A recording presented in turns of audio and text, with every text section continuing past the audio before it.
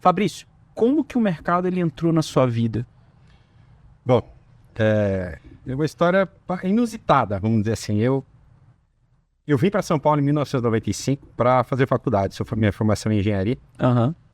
E estava ali, comecei em 95, sou formado lá na FEI. Abraço para os amigos da FEI, deve ter muito engenheiro no mercado financeiro aí. Com certeza. Acompanhando, né? Tem bastante. Tem vários. Fui estudar no inferno, era, sabe? Era terrível. E, em 98, final de 97, eu estava procurando estágio já e eu decidi, tinha uma proposta para estágio na Shell, na época, e já pedia um inglês fluente. E eu vindo da roça, né, falei, poxa, eu tenho escolinha lá, fiz inglês, sabe, a gente brinca. Eu falei, quer saber? Parece difícil, parece fácil o que eu tô falando, mas na época eu não tinha essa internet, então não tinha esse mundo de informação. Eu falei, vou fazer um intercâmbio. E na época acho que tinha uma ou duas empresas só que faziam isso, né, que eram conhecidas aí, acho que deve existir até hoje. Mas eu meti o louco, comecei a procurar assim, ou alguém conhecia, e via fax eu consegui arrumar uma escola lá na Inglaterra e fui morar lá, né? Fiquei um tempo lá e acabei trabalhando lá, eu fui cambista lá, né? Fui trader lá é trader, né? Mas lá é legal ser trader, assim, porque você pode comprar um ativo por 10, eu posso vendê-lo por 50, desde que tenha uma placa, estou vendendo por 50. Entendi. Senão eu chegar na morte. Assim. Então eu acabei trabalhando com isso lá numa empresa que vendia esses ingressos, e aconteceu de um dia eu ter que entregar um par de ingressos da Copa do Mundo de 98 para um pessoal lá na City, que era o coração financeiro de Londres. Aham. E eu fui para lá e eu fiquei, que isso? Essa é a primeira vez que eu cheguei num ambiente de bolsa de valores. E aí eu cheguei com uma camisa do Brasil, aquela camisa da Copa de 94. Algumas coisas têm uma memória boa, algumas não. Aquela camisa azul da seleção de 94, já me chamaram, Brasil, entra aqui. E aí eu perguntei o que fazia, tudo, pô, achei muito legal. Falei, quando eu voltar pro Brasil, preciso ver se isso existe lá, né? E voltei, cheguei pra cá no final de 98 e quero aprender bolsa, preciso desse negócio. Aí eu já tava, em 99 eu já comecei a trabalhar numa multinacional americana, que era a Cummins, né, motorizado diesel, capital aberto lá fora, e você já começa a ver, não, porque os acionistas, porque vai ter reunião de acionistas. Falei, cara, o negócio é maior do que eu imaginava, né? Sim. E na época, né, a mãe de uma namorada minha falou, olha, tem um dentista de frente do meu consultório que ele mexe com esse negócio aí. E deixa eu perguntar como é que ele fez. E aí um dia ela chegou com um papelzinho pra mim, olha, ele falou pra você ir nesse dia aqui, nesse endereço, que tem uma pessoa que vai conversar com você. E era na Líbero Badaró, 420. E eu cheguei lá, era um senhor que me atendeu com um calhamaço de papel embaixo do braço. Era o Barsi. Né? Caramba, que legal. Porque, assim, Apenas. ninguém sabe, porque eu não tinha ideia de que era o Barsi em 99, né? Acho que muito pouca gente tinha, né? E a gente ficou 4 horas juntos numa mesa, ali na corretora, e ele me explicando o conceito de investir, de ser esperançoso, de não deixar ganância, de como fazer, de projetar o dividendo, de fazer... Cara, ele já me deu assim um MBA ali em 4 horas. Eu falei, não, é isso que eu quero. E aí eu saí dali, saí com um calhamaço de papel, porque hoje abrir conta de corretora, clique, nada. Lá seguir pro cara, reconhecer firma de um monte de coisa, e manda, e vai. Sei que em setembro foi essa reunião, em novembro eu estava comprando minha primeira ação. E aí foi essa paixão. Comecei em 99, comprando uma ação, que hoje não existe mais as penny stocks, né, na bolsa, mas eu comprei minha primeira ação por 4 centavos. Caramba. Comprei na época R$900, que deve equivaler hoje aí uns 5 mil reais, mais ou menos. Que ele queria que eu visse quantidade. Que é uma coisa que ele fala. É que ele sempre fala, né? Ele quer sempre ter mais papel. Porque, assim, se eu te der uma moedinha de R$1, você... É uma moedinha. Se eu der 10 moedinhas de 10 centavos, a criança já tem um monte de... Nossa, tem um monte de dinheiro. Se eu for 20 moedinhas de 5 centavos, foi a mesma coisa. Tinha 30 mil ações daquela empresa, já comprei, né? E ele foi, sabe, assim, me doutrinando naquele começo, tentando fazer, tentando acompanhar. E por eu estar em São Paulo na época, eu conseguia, nessa época, né? Bom, eu tinha ali, sei lá, perto dos 99. 20 e poucos anos ali. 20 e poucos anos. Uhum. E era um cara novo para a época no mercado, né? Porque o mercado sempre foi... Hoje que o mercado está mais renovado, né?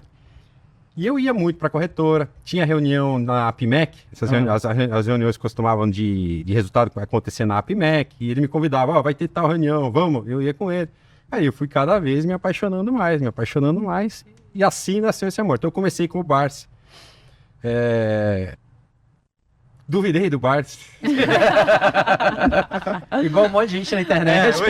Você tava no almoço, a hora que a gente falou de Metastock? Não, Já ouviu falar? não. E aí, então, eu comecei em 99, em 2004, eu já comecei a achar que o Barsi estava... Eu com 5 anos de mercado, o Barsi já está ultrapassado. Aí eu participava de um grupo, né, tinha um site que chamava projeção.com na época. Naquela época, desculpa só te interromper, naquela época o pessoal... Porque assim, a gente tá sendo irônico, né? Porque obviamente o pessoal critica muitas das vezes de uma forma infundada, assim. Porque hoje muita gente fala assim, não, porque a época do Barsi era diferente, naquela época era muito mais fácil. Naquela época o pessoal já falava isso, não? Que igual você falou que você pensou isso, assim, a crítica é que é a mesma, né? Só que isso aqui que faz não funciona mais, né? Já tem outra coisa. Sempre querendo reinventar a roda. E aí eu comecei a conhecer a análise técnica nessa época, em 2004. A gente tinha um grupo que se reunia, né, toda quinta-feira, na Brigadeiro Luiz Antônio, aqui ali no centro, na Pizzaria do Moraes, eu não sei nem se ela existe. O cara levava um notebook, tinha um programa que chamava Metastock, alguém conseguia baixar a base de dados do dia anterior, a gente levava um data show, sentava na pizzaria e ficava fazendo estudo de análise técnica. Eu falei, cara, isso aqui é o bicho, esse cara. E a pizza era boa ou não? Era boa, a gente aí discutia, saía, cara, vinha gente de outro estado, assim, uma vez por mês, pelo menos, vinha gente assim, e eu conheci o Fraga lá, né, depois a gente se reencontrou, depois 20 anos depois a gente se reencontrou, e eu falei, cara, isso aqui é o futuro. E eu comecei a tentar análise técnica, comecei a especular mais, e eu falava, cara, então esse negócio de comprar fundamento não vira nada, o negócio é isso aqui, ó. Comprou, vendeu, pivô, vai embora. Backtest. Né? E em 2008, né, que foi aí a grande tacada, a que eu levei, não a que eu dei. Ele era bolinha, né? Eu era bolinha. Foi que nessa de que realmente isso funciona, é assim que vai, eu falei assim, não, agora eu preciso dar, né, a última tacada. Meu pai estava doente na época, né, eu estava com câncer, eu quero ir embora daqui, vou dar uma tacada, né, e aí eu consigo acompanhar tudo lá. Eu me alavanquei na época 10 vezes, assim, em termo. Não tinha muito, não tinha mini contrato, eu nunca fiz tudo. Esse ano que 10 vezes, assim, porque o pessoal às vezes se alavanca hoje até pouco. Então, na época. E então a termo, e foi quando começou o subprime, aquela coisa assim. Então em 3 dias eu vi 70% do que tudo que eu tinha construído em 10 anos e pro ralo. E para quem não sabe, público de casa, nessa época o pessoal fazia muito termo, ia rolando o termo. Isso ia rolando. Então no fim das contas você acaba tendo aquele prejuízo que você tava para realizar, você deixava para realizar quando ele estava muito maior. Para simplificar, né? Não sei se também acompanha. Imagina que o termo você compra ação a prazo, né? Olha, estou comprando, já paguei a corretagem aqui, já tem uma taxa de juros simples ali. Então, se a ação está 10, eu paguei 10% de juros, já estou pagando ela 10,10, mas eu só pago a corretagem e vou relando para pagar daqui 1 ano, 6 meses. E fui fazendo, fui alavancando. Tem garantia aí? E depois a gente vê. Tem garantia aí? Faz termo, né? Até onde dá, né? Vai. Então, e o problema é que foi pior, né? Porque uma coisa é você dar dinheiro em garantia, uma coisa é você dar ação. E quando o mercado cai o ativo que você está alavancado e cai a sua garantia, margem, né? Cai a sua margem. 2 vezes. Então, e na época ainda, né? Eu não usava home broker, fazia tudo por telefone. E a hora que o mercado, aquela loucura, e tocava o telefone, eu tinha certeza que era da corretora, ligando, precisa depositar dinheiro. Nossa, que pânico. 3 dias de pânico. Daí eu dei uma parada no mercado nessa época, porque foi um choque muito grande. Falei, vou cuidar do meu pai. Então eu fiquei de 2008 a 2010, meio que o que sobrou, deixa aí. E deixa aí, vamos ver o que vai dar. Vou viver os últimos anos do meu pai com meu pai. Fui pescar, passear e tal. E aí, onde eu abri de novo o home broker, cara, tinha entrado um monte de dividendo. Assim, proporcionalmente à carteira. Sim. Caramba, sabe? Tá vendo como eu sou buco, né? Eu não fiz nada, né? E o negócio funcionou, né? E eu lembro que na época que eu questionava isso, na época do termo, o Barsi me falava, não faça isso. E ele me ligava, não faça isso, não faça isso. Eu falava, não, eu sei o que eu tô fazendo. Não, tá tranquilo. Sabe que você vai dispensando a pessoa, né? Eu desligava o telefone, aquele sentimento, não, tá ultrapassado. Sim. E eu fiquei com muita vergonha dele depois. E aí, 2011, 2012, eu falei assim, não, eu preciso ligar para ele de novo. Aí eu liguei para ele, mas quando ele atendeu, o Barsi, eu falei, ele lembrou de tudo, perguntou como eu tava, meu pai, falei, meu pai faleceu e tal.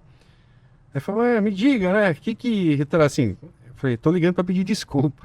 Eu falei, mas por que desculpa? Aí eu falei, o senhor me falava, eu desligava o telefone e falei assim, esse velho tá ultrapassado. Ele dava risada, entendeu? Ultrapassado e milionário. E ele dava risada, né? Então, E entender, acontece. E eu imagino que hoje em dia isso deve ser ao contrário, né? Muita gente deve ligar para você, deve falar, vocês, né, como vocês têm um público muito grande, vocês devem orientar muita gente, falando, não faça isso, não faça isso. Hoje somos nós que os conselheiros. dinossauros. Exatamente. Sem risco.